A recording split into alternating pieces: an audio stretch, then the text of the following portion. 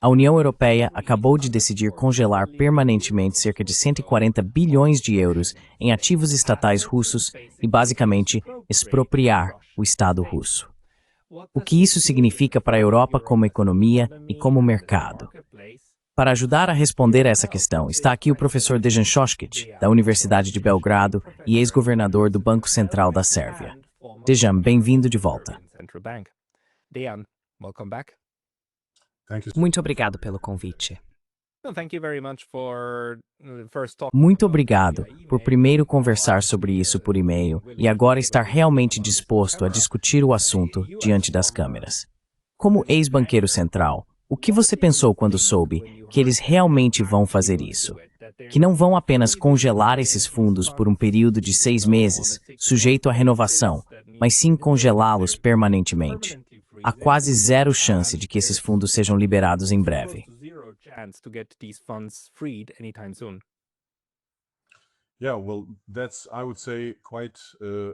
Sim, bem, eu diria que essa é uma decisão bastante incomum e severa de se tomar.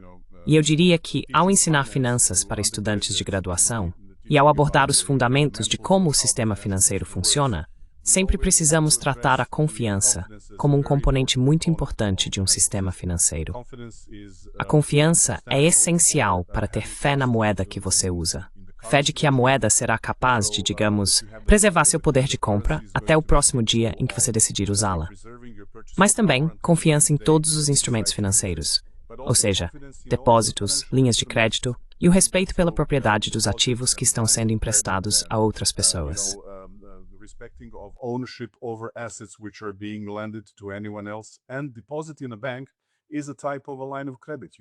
Um depósito em um banco é um tipo de linha de crédito.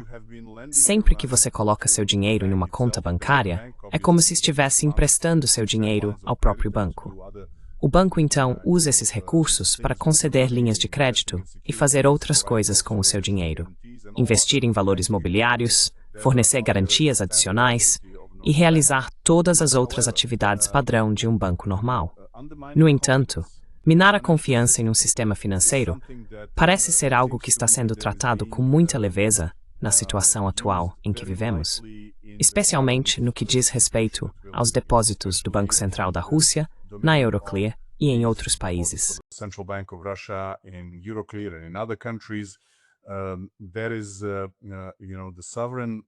Existe a questão da propriedade e da posse soberana de um Estado, e não se pode simplesmente presumir que esse dinheiro seja, em qualquer caso, o produto de, digamos, atividades que possam ser responsabilizadas por algum procedimento legal em um tribunal. Não é fácil traçar paralelos, como, por exemplo, um tribunal que às vezes pode ordenar a apreensão e o congelamento de bens pertencentes a indivíduos processados por atividades criminosas.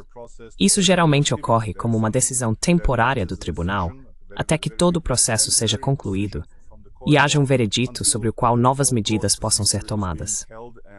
Portanto, esse tipo de congelamento de bens, sem qualquer procedimento judicial, especialmente em casos em que os Estados são os proprietários desses bens, e em que não se pode imaginar que atividades criminosas sejam a origem deles, é extremamente problemático.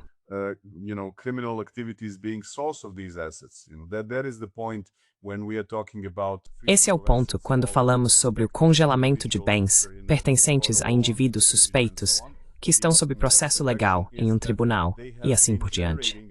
A suspeita é que eles tenham gerado ou obtido esses bens por meio de atividades criminosas e, portanto, devem ser impedidos de usá-los para outros fins ou escondê-los, basicamente para garantir que esses bens possam ser devolvidos aos seus legítimos proprietários, usados para pagar impostos ou confiscados pelo Estado, onde o indivíduo cometeu determinados crimes. Mas o paralelo, no caso de bens estatais, simplesmente não se sustenta. Esse é um ponto importante a destacar.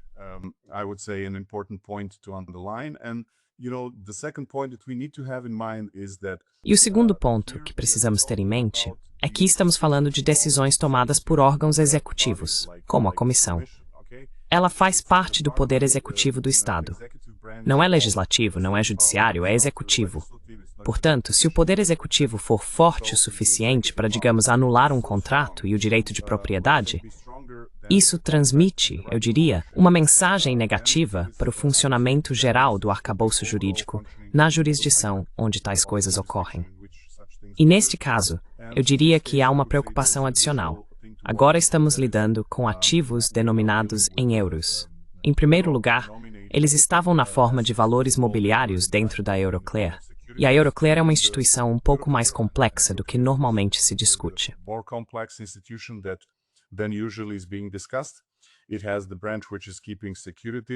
Ela possui uma divisão que mantém valores mobiliários como depositária, mas também existe o Euroclear Bank, onde ocorre a liquidação. Assim, a compensação e a liquidação acontecem dentro dessa instituição. Ela também conta com uma rede de instituições conectadas que realizam compensação e liquidação por meio do Euroclear Bank. Os depósitos no Euroclear Bank são como quaisquer outros depósitos. Se você ou eu tivéssemos um depósito em um banco, esperaríamos que o banco o honrasse. E se algo desse errado com o próprio banco, existe o que chamamos de esquema de garantia de depósitos, geralmente respaldado pelo governo.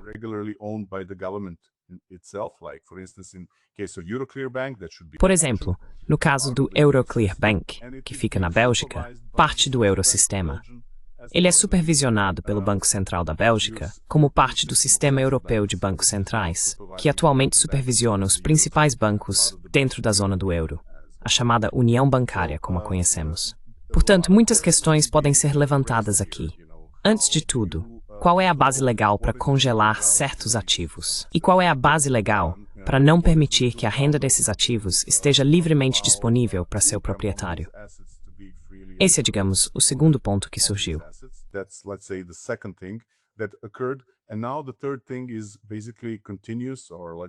E agora, a terceira questão é basicamente o congelamento contínuo, ou digamos, indefinido dos ativos. Do ponto de vista jurídico, pelo que tenho acompanhado, a discussão gira em torno da ideia de que a Rússia é responsável por crimes de guerra e deveria pagar reparações e coisas do tipo. Mas eu não vi nenhum tribunal estabelecido que tenha tomado uma decisão final sobre esse assunto. Então, isso é como tomar decisões antecipadamente, em vez de em um tribunal, presumindo que certas decisões serão tomadas lá. O que eu diria é uma proposta bastante improvável por parte dos defensores dessa ideia. Portanto, do ponto de vista legal, é um ato discutível.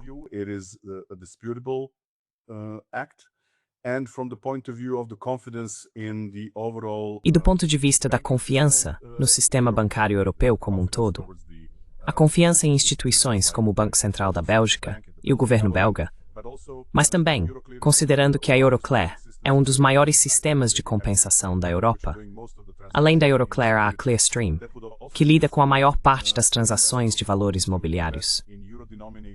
Isso também enviaria um sinal a qualquer investidor que deseja aplicar em ativos financeiros denominados em euros, incluindo títulos da dívida soberana emitidos por qualquer país da zona do euro. Se isso continuar em vigor, sem, digamos, uma base legal que sustente tal ato de forma mais adequada, vejo essa confiança se deteriorando, não apenas em relação à Euroclear como instituição, mas também em relação ao euro como moeda e a todos os valores mobiliários emitidos em euros, que são liquidados por meio da Euroclear.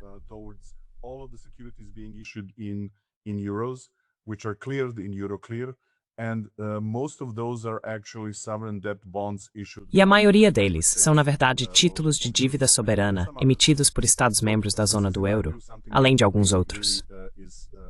Portanto, na minha opinião, isso é algo que realmente vai contra os princípios básicos de um sistema financeiro sólido. Se olharmos para a história, podemos ver o quanto a confiança é importante. Ela aparece até em um dos textos legais mais antigos do mundo, o Código de Hammurabi, do antigo Estado Sumério. Lá se diz que quem não pagar o que deve será escravizado até quitar sua dívida. Assim, construir confiança em um sistema financeiro é um componente essencial que não deve ser enfraquecido. E essa medida, na minha visão, não é um passo na direção certa.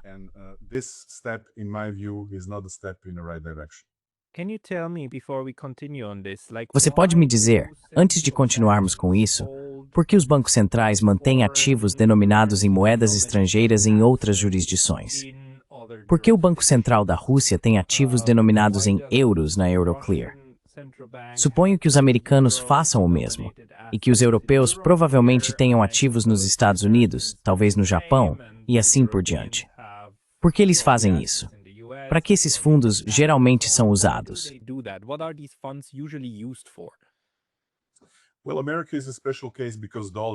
Bem, os Estados Unidos são um caso especial porque o dólar é um caso especial, sabe? E eles têm a capacidade de emitir dólares, então não precisam manter tantas reservas. Mas para outros países do mundo, é prática comum ter algo chamado de reservas cambiais. Essas são reservas, em sua maioria, nas moedas em que o país realiza a maior parte do seu comércio. Ou seja, eles compram e vendem bens. E também é necessário analisar em qual moeda estão especificadas as faturas do comércio entre as entidades do seu país e o resto do mundo.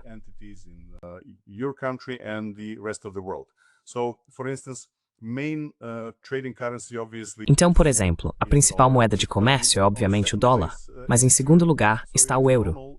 Portanto, é normal que países menores e economias emergentes, até mesmo a Rússia, mantenham reservas. Até a China mantém suas reservas em moeda estrangeira em dólares e outras moedas, especialmente o euro. O euro é basicamente o segundo mais importante agora. O RMB, o yuan chinês, também está, digamos, ganhando destaque nesse aspecto de manter reservas em moeda estrangeira. As reservas em moeda estrangeira são mantidas para serem usadas pelo Banco Central a fim de fornecer liquidez externa ao país. Ou seja, qualquer pessoa que queira pagar algo a um credor estrangeiro pode trocar sua moeda local pela moeda estrangeira que o credor espera receber.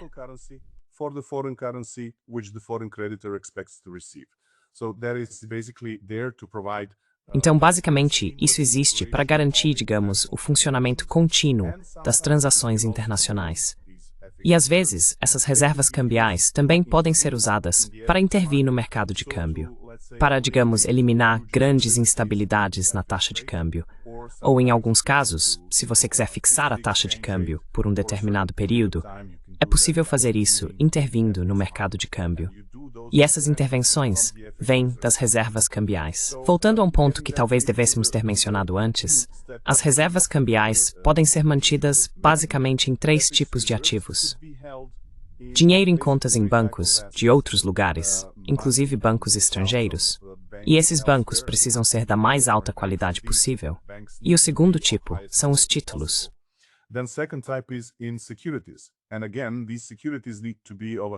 E, novamente, esses títulos precisam ter a classificação mais alta possível, principalmente títulos do governo, e principalmente de grandes países que sejam fiscalmente capazes de pagar em dia sem qualquer problema, ou o que normalmente chamamos de países altamente avaliados pelas agências de classificação, como ACLA ou A. Esses são os tipos de títulos que você gostaria de ter em sua carteira. E o terceiro ativo é o ouro. O ouro tem estado muito procurado nos últimos anos. Estamos testemunhando um aumento nos preços. Uma das razões para essa alta é que os bancos centrais ao redor do mundo, especialmente no sul global, estão mais inclinados a comprar ouro para manter suas reservas cambiais nessa forma.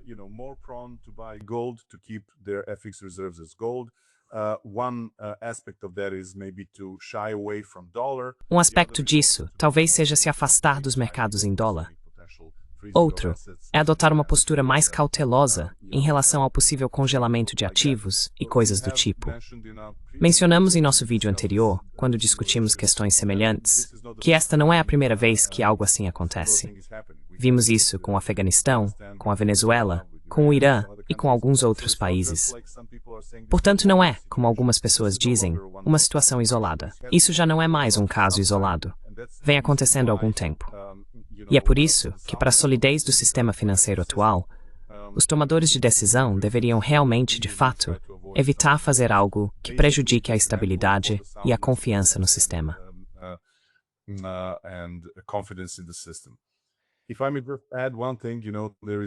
Se me permitem acrescentar uma coisa, há um bom número de trabalhos teóricos bem conhecidos na área que mostram que a confiança é um dos principais pilares para o funcionamento do sistema financeiro. Um deles é, claro, de George Akerlof, que publicou um artigo na década de 1970, The Market for Lemons, cuja principal conclusão é que, se não houver confiança, se houver uma enorme assimetria de informação, o mercado entra em colapso. Portanto, sem confiança, os mercados financeiros simplesmente não funcionam. E posso dizer isso com propriedade, vindo de um país onde o sistema bancário deixou de operar normalmente durante a década de 1990, devido às sanções das Nações Unidas e à hiperinflação, quando o dinheiro simplesmente parou de circular pelo sistema. Simply, the money was not flowing through the system. People were wanting to get out from the local As pessoas queriam sair da moeda local e tentaram comprar ativos alternativos, especialmente na época denominados em marcos alemães. Isso foi um golpe enorme, enorme para o sistema financeiro do meu país. Mesmo hoje, ainda sofremos as consequências disso. Apesar de o fato de que há décadas a Sérvia tem baixa inflação, uma taxa de câmbio estável e nenhum sinal de instabilidade, as pessoas ainda tendem a não manter suas economias na moeda local. Elas as mantêm principalmente em euros e tendem a não poupar a longo prazo, preferindo depósitos de curto prazo, porque há 25 ou 30 anos, seus depósitos ficaram congelados por uma década. Essa experiência é algo que investidores e depositantes ainda guardam na memória.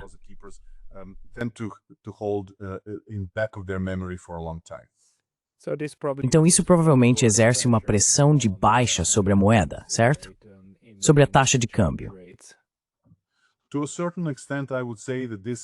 Em certa medida, eu diria que isso vai afetar a demanda por euros como um todo, para todos os ativos, incluindo o próprio euro, mas também os títulos emitidos em euros. Portanto, eu não ficaria surpreso se houvesse um efeito que basicamente aumentasse o custo de empréstimo para todos os países da zona do euro, em alguma medida. Talvez não de forma significativa, mas alguma influência deve existir.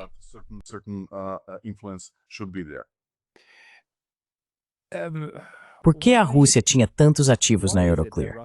Porque na minha cabeça, eu achava que o Banco de Compensações Internacionais, o BIS, em Basileia, era o banco dos bancos centrais. Eu pensava que ele cumpria esse papel de garantir que os bancos centrais ainda pudessem liquidar as dívidas entre si e que o sistema monetário continuasse funcionando. Então, por que havia tanto dinheiro nessa conta da Euroclear? É apenas por causa de uma escolha da União Europeia ou algum tipo de padrão ouro? Basicamente, há duas razões. Uma é que a estrutura do comércio da Rússia com o resto do mundo é tal que eles têm usado euros em muitas de suas transações. Não apenas com a União Europeia, mas também com países de fora dela que aceitam euros como forma de pagamento. Com certeza. Talvez também com outros países. Mas o outro motivo é que nas últimas décadas, os bancos centrais optaram por manter títulos. E se você quiser comprar títulos denominados em euros, então obviamente precisa lidar com a Euroclear. Essa é uma das principais centrais de compensação e custódia, que também inclui o Euroclear Bank, dentro do sistema, usado para liquidações.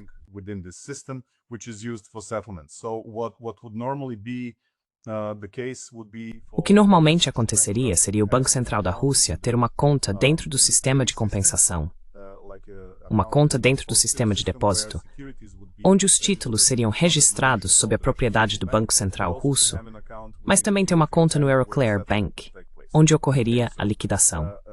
Certo, esses são, digamos, os modos padrão de lidar com títulos, como parte das reservas em moeda estrangeira. Isso não significa que os bancos centrais não tenham contas em dinheiro e em títulos em outros lugares também, mas a principal infraestrutura para compensação e liquidação de títulos denominados em euros é o Euroclear, e em certa medida o Clearstream. Mas o Euroclear é o número 1.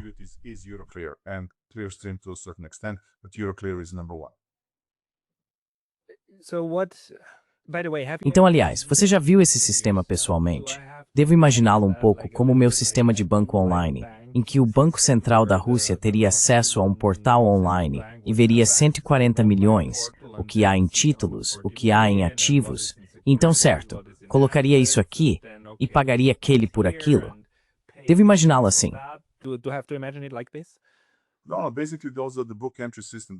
Não, basicamente, esses são sistemas de registro contábil. As entradas são valores de dinheiro registrados eletronicamente que você tem em sua conta, e os títulos que você mantém em sua depositária, como em um sistema de negociação. Basicamente, a Euroclear faz um trabalho semelhante ao que um sistema central de depósito de títulos faz em nível nacional, na maioria dos países. É necessário ter um local onde a propriedade dos títulos seja registrada, e isso geralmente é feito por meio de um intermediário financeiro, como uma corretora ou um banco.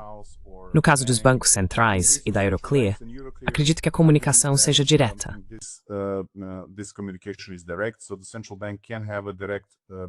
Então, o Banco Central pode ter uma subconta direta dentro do sistema de compensação, basicamente o Euroclear.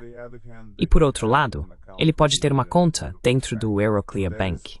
É isso que normalmente acontece quando se lida com valores mobiliários.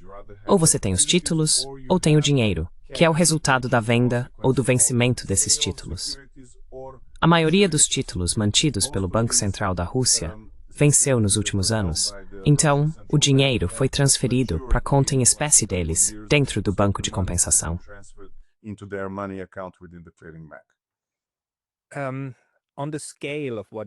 Então, na escala do que está acontecendo aqui, tipo 140 bilhões de euros parece muito dinheiro para você e para mim. Mas sabe, o orçamento nacional da Suíça, da última vez que verifiquei, bem, isso foi uns 10 anos, era de cerca de 65 bilhões de euros, ou francos suíços, o que hoje daria uns 70. Então, talvez no momento, o governo suíço gaste algo em torno de 80 bilhões por ano para se financiar. Quão grande é 140 bilhões para um país como a Rússia? É uma quantia significativa, ou é algo que eles já meio que deram como perdido há bastante tempo? Tipo, ok, já era.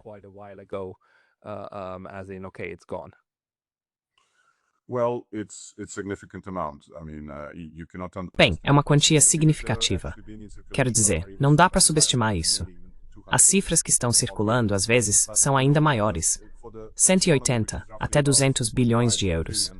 Mas veja, para uma economia de cerca de 6,5 trilhões, isso representa certamente alguns pontos percentuais do PIB anual. Então, é definitivamente muito dinheiro. Tenho certeza de que uma economia desse tamanho pode sobreviver sem isso. Quer dizer, essa não é exatamente a questão, mas é uma questão de princípio, eu diria. Uma questão de legalidade. E de saber se você apoia os pilares básicos do sistema financeiro europeu ou se está enfraquecendo-os com decisões como essa. E, obviamente, neste momento, também estamos ouvindo sobre certas formas de como todo o esquema será executado.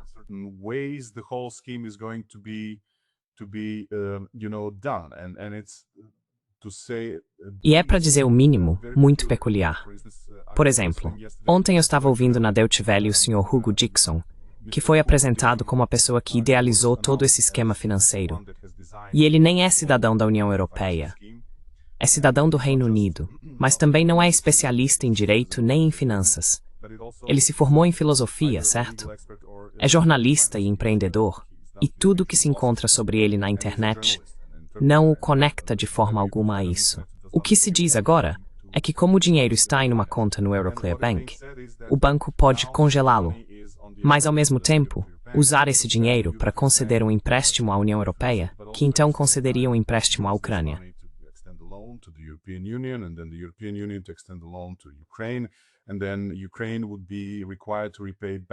E então, a Ucrânia seria obrigada a reembolsar esse empréstimo apenas se a Rússia pagasse as reparações de guerra, e assim por diante.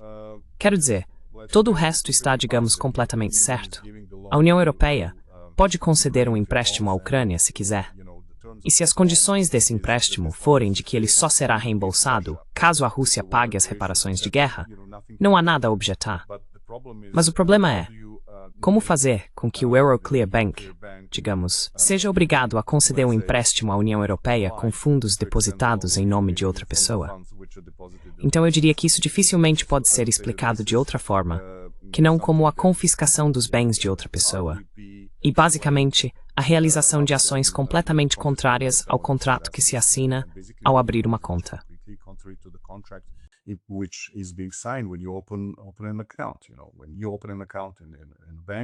Quando você abre uma conta em um banco e deposita dinheiro, existem certos, digamos, critérios e obrigações bem conhecidos de ambas as partes. E em contratos desse tipo, nunca está estipulado que o dinheiro será congelado por causa de alguma decisão política ou algo do gênero. Isso é basicamente muito estranho de compreender, de ver acontecer em um sistema financeiro. E eu diria que é prejudicial à confiança. Estávamos discutindo, pouco antes de começarmos a gravar esta conversa, como certas coisas estão sendo impostas por meio de indivíduos e assim por diante.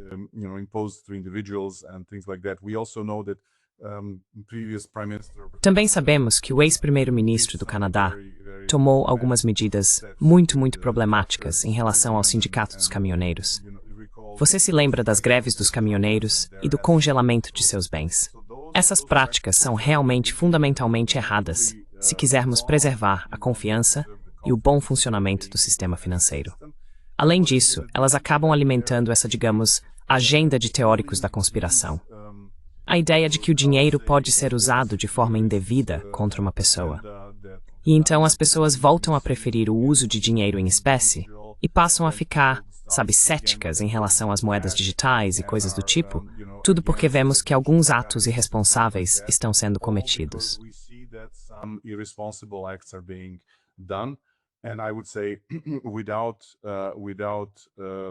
E eu diria que sem uma competência real na área de finanças, é muito fácil destruir a confiança no sistema financeiro, mas muito difícil recuperá-la.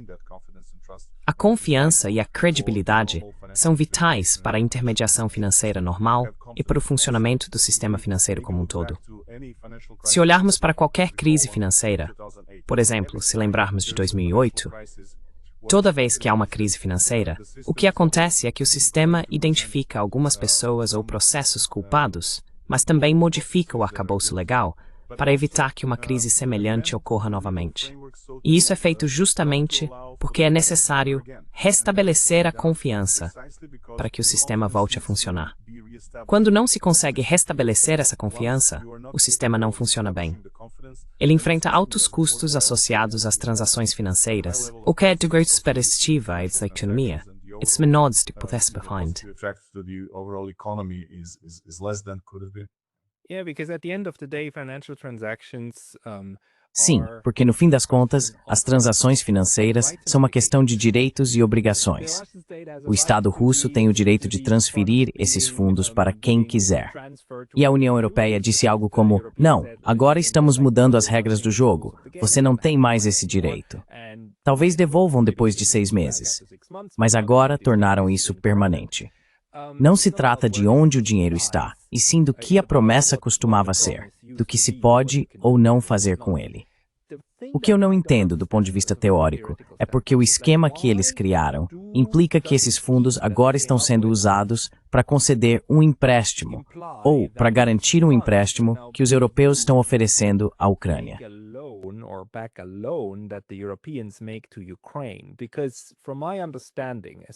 Porque pelo que eu entendo, especialmente do ponto de vista contábil, quando você faz um empréstimo, ao mesmo tempo cria um ativo. Você não precisa realmente ter o dinheiro físico guardado em algum lugar para poder emprestá-lo. Porque quando os europeus concedem o empréstimo, os ucranianos passam a ter a obrigação de pagá-lo, certo? Então, qual é a ideia de usar esse dinheiro? Por que esse dinheiro é tão importante para os europeus ao fazerem o empréstimo aos ucranianos e sentirem que estão livres da responsabilidade? São os russos que ficam com a obrigação.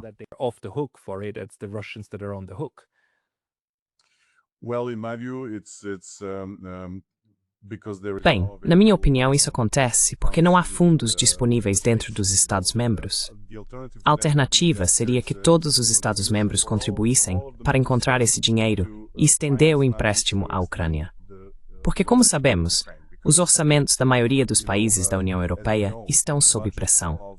O nível geral da dívida em relação ao PIB é relativamente alto. Também estamos enfrentando alguns custos adicionais que precisam ser financiados dentro da zona do euro. E um deles é, obviamente, se quiserem seguir o que Mario Draghi expressou em seu documento sobre a competitividade europeia.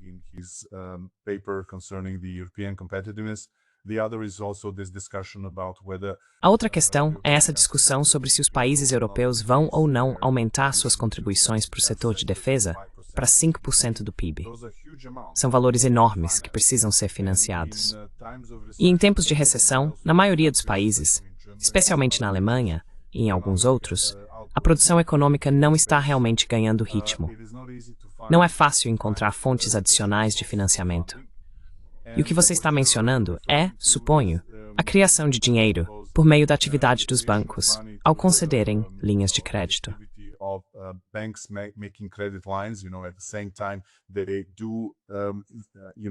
Ao mesmo tempo, para qualquer pessoa que obtenha uma linha de crédito, o banco está, na verdade, criando um depósito para ela. Isso fica, obviamente, no lado do passivo, mas no lado do ativo, o banco está criando um empréstimo. Não há problema nisso. No entanto, esse depósito seria imediatamente gasto para comprar outros bens e serviços em nome da Ucrânia. Toda instituição financeira que concede esse tipo de empréstimo, que é usado de imediato, basicamente, até certo ponto, teria esse depósito retirado. Todos os dias, o banco precisa cuidar de seus ativos e passivos totais, e se não tiver ativos suficientes, no fim do dia tomaria um empréstimo de outros bancos. Esses são os chamados mecanismos de empréstimo overnight, usados para equilibrar o balanço do dia. Pela manhã, o banco quita e então retoma as operações até o fim do dia.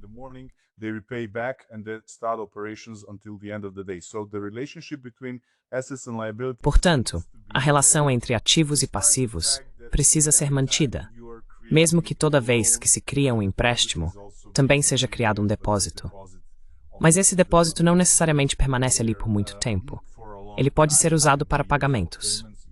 Por exemplo, se a Ucrânia estiver tomando o empréstimo diretamente, é muito provável que esteja pagando quem está fabricando as armas e assim por diante. Essa pode ser for Freddy um depósito nessa posição NISP específica.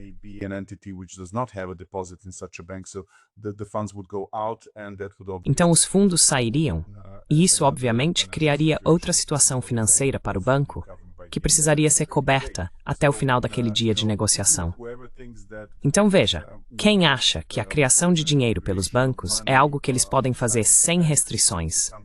Bem, seria difícil explicar porque algum banco já foi à falência, certo? Se eles pudessem produzir dinheiro sem limitações.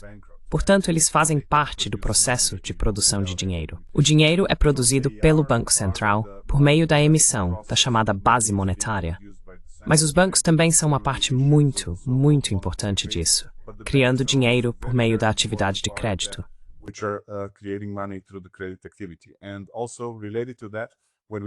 E também relacionado a isso, quando voltamos no tempo, muitas pessoas faziam a pergunta: como foi que Ben Bernanke emitiu tanto dinheiro em 2008 e mesmo assim não houve inflação nos Estados Unidos? Foi justamente porque a atividade de empréstimos dos bancos diminuiu. Então o Banco Central precisou intervir e produzir uma grande quantidade de dinheiro base no sistema. Portanto, não houve inflação, apesar de uma enorme quantidade de dinheiro estar sendo criada. E na zona do euro, desde 2015, você deve se lembrar dos anos de Draghi e de sua luta com alguns países sobre fazer ou não o afrouxamento quantitativo.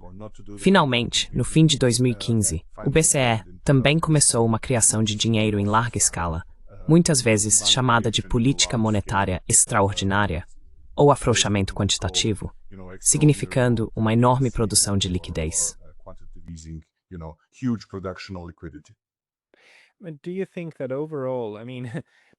Você acha que, no geral, se eles fazem tanto alarde por causa desses 140 bilhões, eles esperam que esse dinheiro não seja devolvido? É como se viesse de uma linha de crédito normal da União Europeia.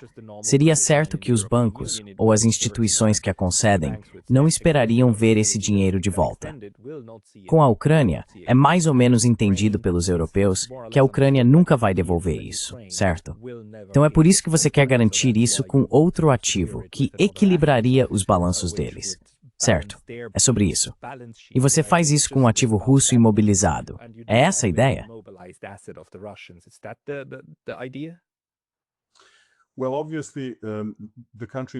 Bem, obviamente, para um país na situação em que a Ucrânia se encontra atualmente, é muito difícil pagar qualquer empréstimo. Não sabemos a extensão da destruição, nem qual será a capacidade do PIB da Ucrânia no médio ou longo prazo, ou se haverá alguma possibilidade de o país pagar qualquer quantia. Na minha opinião, este é um país que não deveria estar reembolsando empréstimos, mas sim recebendo doações e outros tipos de apoio financeiro para se reconstruir o máximo possível. No entanto, em relação a esse esquema que está sendo discutido, ouvimos com frequência o termo empréstimo colateralizado, o que significa que os ativos russos serão usados como garantia.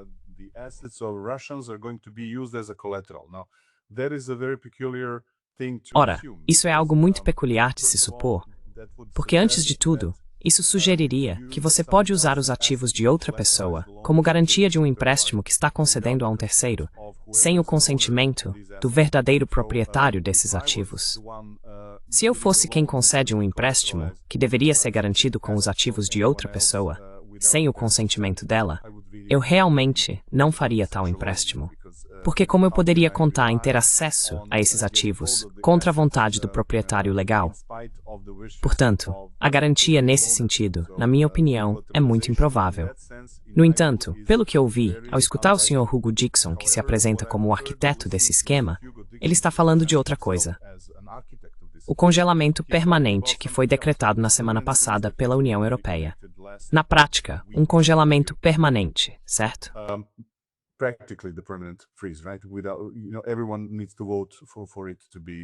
Todos precisam votar para que isso seja revogado.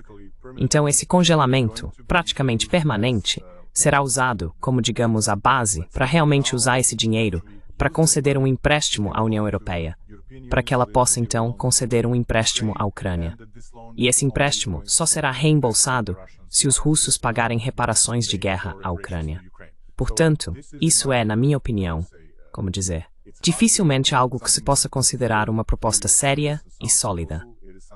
É algo que, na minha visão, contém muitos conceitos problemáticos em si. É um instrumento financeiro incomum, para dizer o mínimo, muito incomum. E eu diria que é juridicamente altamente questionável, com efeitos negativos sobre o sistema financeiro europeu.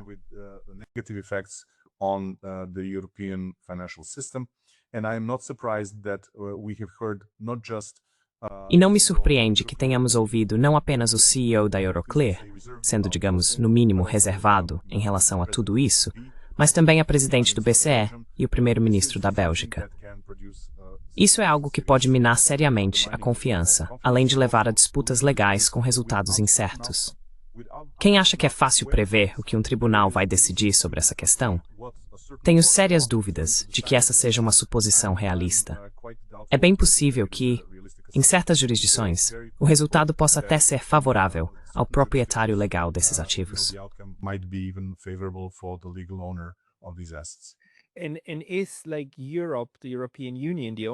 A Europa, a União Europeia, é o único lugar onde a Euroclear pode agora estar em apuros? Porque, no fim das contas, foi a Euroclear que fez as promessas aos russos, certo? Ao Banco Central Russo. São eles que deveriam cumprir suas obrigações, mas sob esse esquema ficarão incapazes de fazê-lo. Então, a Europa, a UE, é o único lugar onde podem surgir disputas legais. Ou os russos poderiam dizer, por exemplo, que a Malásia tem uma relação comercial com a Euroclear e usar os tribunais malaios para afirmar: ei, temos disputas com a entidade com a qual vocês fazem negócios. Isso é uma possibilidade?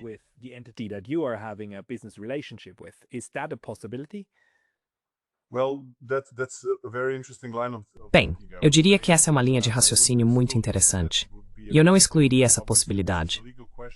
Obviamente trata-se de uma questão jurídica, mas o que eu sei é que a Euroclear tem filiais em Hong Kong, Japão, Singapura e, sabe, também em Dubai, além de alguns escritórios de representação em Pequim.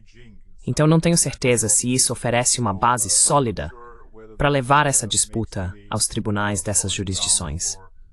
Mas eu não excluiria essa possibilidade. Obviamente, por isso não estou. E os advogados saberiam mais para mim.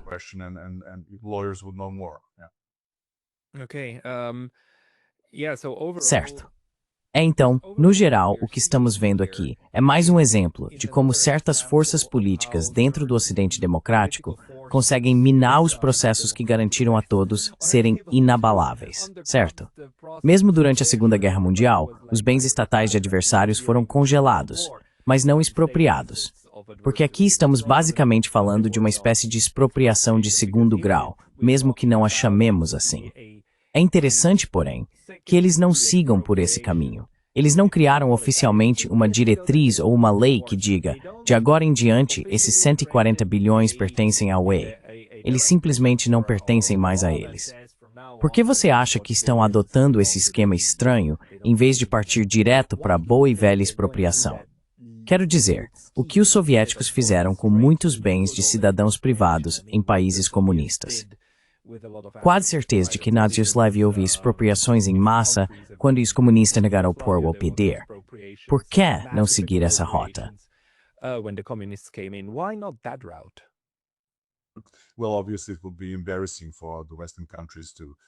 Bem, obviamente seria constrangedor para os países ocidentais admitirem oficialmente que estão fazendo algo assim, eu diria.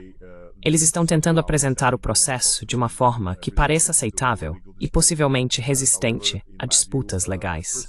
No entanto, na minha visão, o primeiro passo de todo o esquema, conforme descrito pelo Sr. Hugo Dixon e por alguns outros funcionários, é muito, muito problemático. Como se convertem ativos que pertencem legalmente a uma parte em uma base para entregar esses ativos a outra pessoa?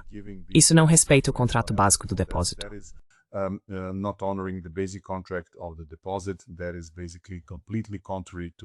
Isso é basicamente completamente contrário à forma normal de negociar e fazer negócios financeiros, e é algo pelo qual o próprio banco pode ser responsabilizado, mas também o governo da Bélgica, até certo ponto. Eu diria que há alguns canais pelos quais a responsabilidade também poderia recair sobre o governo. Na verdade, fico agradavelmente surpreso, nas discussões gerais que estão acontecendo, em ouvir vozes de razão vindas do primeiro-ministro da Bélgica. Uma coisa é querer ajudar a Ucrânia. Não há problema nisso. A outra questão é como fazer isso, e se realmente vale a pena sacrificar algo que é de maior importância para o sistema financeiro da Europa do que qualquer empréstimo individual. Quero dizer, como você disse, esses são fundos que não são, digamos, inalcançáveis.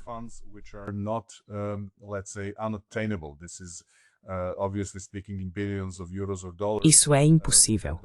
Obviamente, quando estamos falando de bilhões de euros ou dólares, são quantias muito grandes de dinheiro. Mas 100 bilhões ou 200 bilhões não são valores impossíveis, especialmente para a União Europeia e os países ocidentais. Na minha opinião, isso poderia ter sido alcançado de uma forma melhor. E veja, pelo que venho acompanhando, teria sido suficiente, mais do que suficiente, enviar uma mensagem clara ao governo russo sobre a posição do Ocidente em relação à guerra na Ucrânia, apenas congelando os ativos. Todas essas outras medidas que estão sendo tomadas, na minha visão, representam um passo grande demais em território desconhecido, com consequências sérias para a estabilidade do sistema financeiro europeu.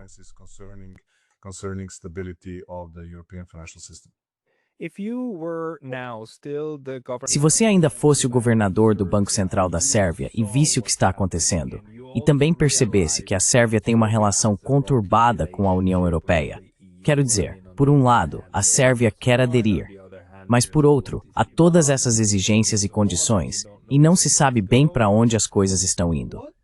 Qual seria sua decisão racional sobre o que fazer a seguir, sabendo que a Sérvia tem uma quantia considerável de dinheiro na Euroclear?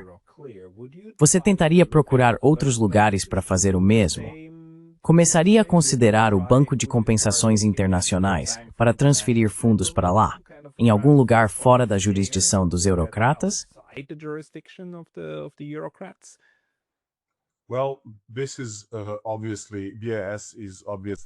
Bem, o BIS é obviamente uma alternativa interessante. Eles realmente têm certos instrumentos disponíveis para que os bancos centrais possam investir. Mas também precisamos reconhecer a nova realidade do mundo, que é o fato de que países em todo o globo estão frequentemente comprando muitas coisas de vários tipos, até mesmo alta tecnologia, da China.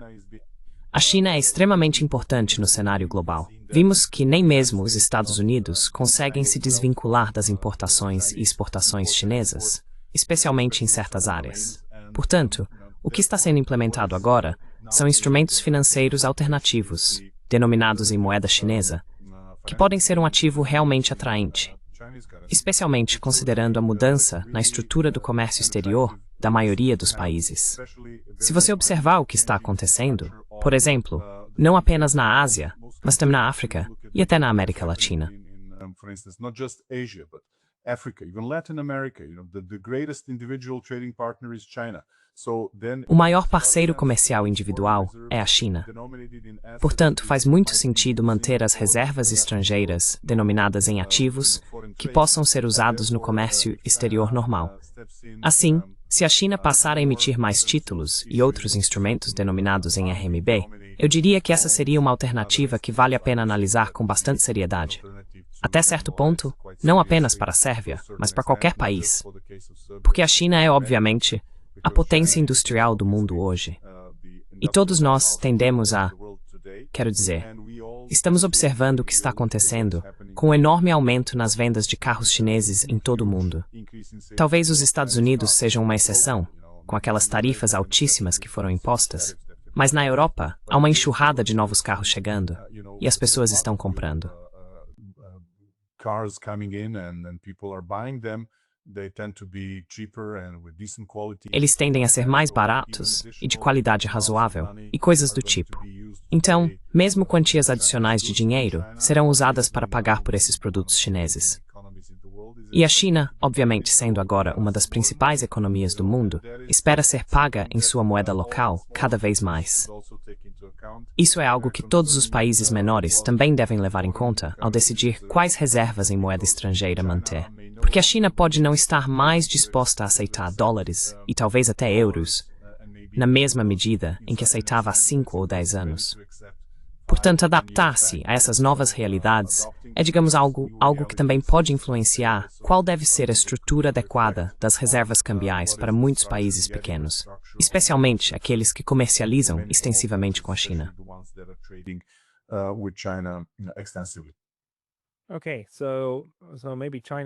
Certo, então talvez a China vá se beneficiar de toda essa situação.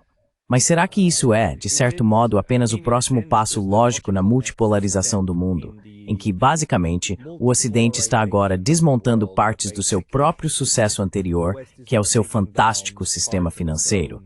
Certo? Quero dizer, basicamente está sendo enviado um sinal dizendo algo como não. Qualquer um que entrar em conflito com os eurocratas terá seus ativos congelados. Já não há mais garantias de que o devido processo será respeitado.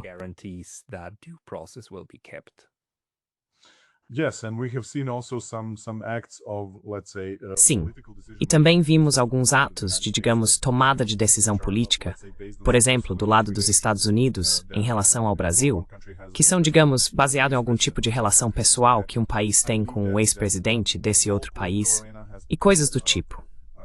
Acredito que todo o cenário político vem perdendo em seriedade e competência em muitas áreas, e isso é um sinal preocupante para o sistema global, como o conhecemos. E acredito que quem ocupa uma posição forte na economia global, no sistema financeiro global e assim por diante, deve estar ciente do peso dessa posição, ou seja, agir de acordo com padrões elevados e apoiar os valores do sistema sobre o qual essa posição se sustenta.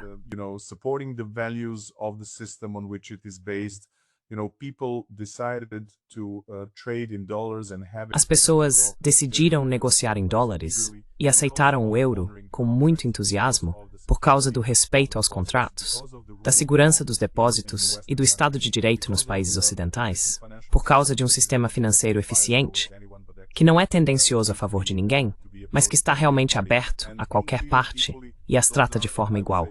Esses são, eu diria, elementos muito importantes. E veja, a transformação do sistema financeiro em uma arma, eu diria, só funciona quando está na forma de uma ameaça, quando existe a ameaça de usar o sistema financeiro. Mas uma vez que você começa a usar o sistema financeiro como uma arma, está basicamente minando seu próprio argumento potencial em disputas globais e com seus adversários internacionais, e assim por diante. Portanto, o uso do sistema financeiro como arma, na minha visão, é o primeiro passo do fim do jogo pela dominância em tal sistema.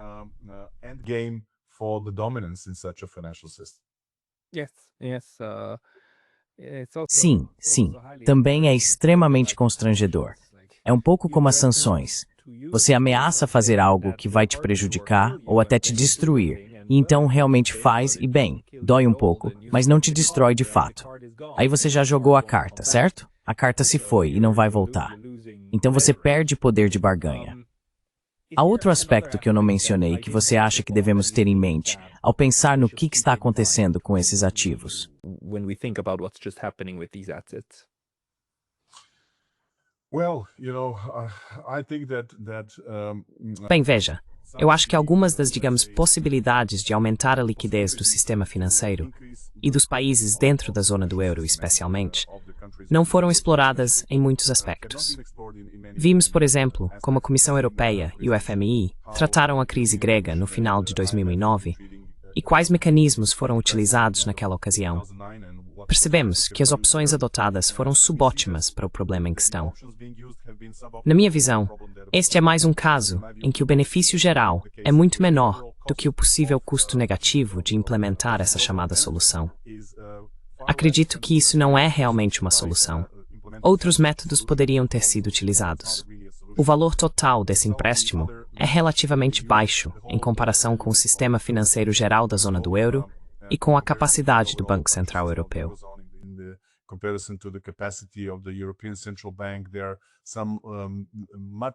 Existem, digamos, opções financeiras muito mais viáveis, na minha opinião, que poderiam ter sido exploradas em vez de seguir o caminho de fazer algo que pode ser considerado a confiscação dos bens de outra pessoa. Portanto, eu diria que uma abordagem mais criativa e menos dramática poderia potencialmente produzir resultados muito mais favoráveis para a estabilidade financeira geral na zona do euro. E eu diria também, em nível global, referindo-me ao que está acontecendo nos Estados Unidos e à instrumentalização do dólar e coisas desse tipo. Acredito que essas medidas que estão circulando e sendo discutidas não são, na minha visão, suficientemente maduras, nem mesmo para servir como um documento de trabalho. Certamente não como algo que possa ser considerado uma solução final para os problemas que estamos enfrentando.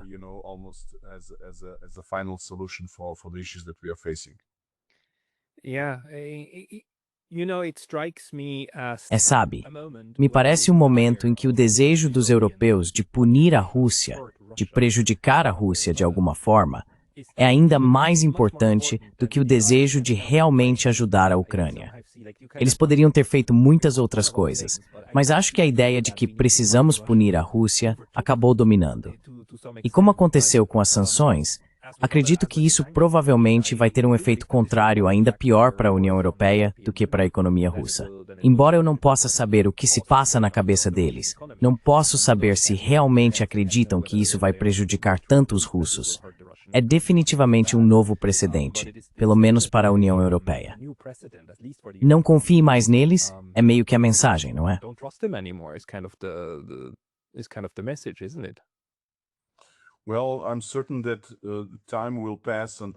Bem, tenho certeza de que algum tempo precisará passar antes que a confiança seja restaurada, se nenhuma ação semelhante for tomada novamente. Isso não vai acontecer tão cedo, mas o que está sendo feito, na minha opinião, está claramente seguindo o caminho errado e gerando mais efeitos negativos do que benefícios ou ganhos. Quanto a punir o agressor e coisas do tipo, eu diria que há uma lógica que é difícil contestar. É uma linha de raciocínio justa pensar que qualquer pessoa que cometa algum tipo de agressão deve ser punida, mas não vivemos realmente num mundo onde isso sempre acontece.